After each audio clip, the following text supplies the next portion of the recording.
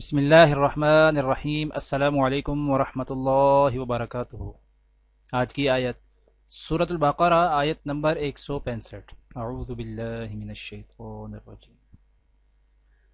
وَمِنَ النَّاسِ مَن يَتَّخِذُ مِن دُونِ اللَّهِ أَندَادًا يُحِبُّونَهُمْ كَحُبِّ اللَّهِ والذين آمنوا أشد حبا لله ولو يرى الذين ظلموا إذ يرون العذاب أن القوة لله جميعا وأن الله شديد العذاب۔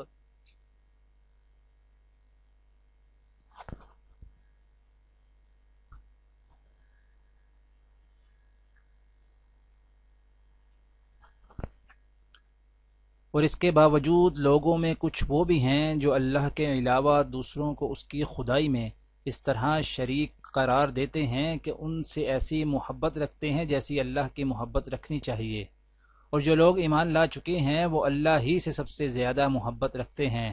اور کاش کہ یہ ظالم جب دنیا میں کوئی تکلیف دیکھتے ہیں اسی وقت یہ سمجھا لیا کریں کہ تمام تر طاقت اللہ ہی کو حاصل ہے، اور یہ کہ اللہ کا عذاب آخرت میں اس وقت بڑا سخت ہوگا۔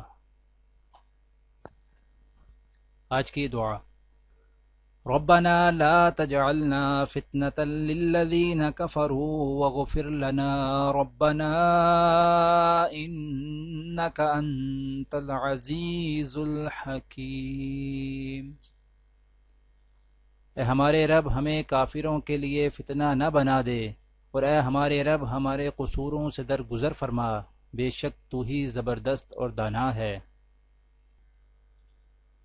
آج کی حدیث: معرور بن سوید رضی اللہ تعالیٰ عنہ کہتے ہیں کہ میں نے حضرت ابو ذر رضی اللہ تعالیٰ عنہ کو نبی صلی اللہ علیہ وآلہ وسلم کو یہ فرماتے ہوئے سنا کہ میرے پاس جبرائیل علیہ السلام آئے، انہوں نے مجھے یہ خوشخبری دی کہ آپ صلی اللہ علیہ وآلہ وسلم کی امت میں سے جو اس حال میں مرا کہ وہ اللہ کے ساتھ کسی کو شریک نہیں ٹھہراتا تھا تو وہ جنت میں داخل ہوگا۔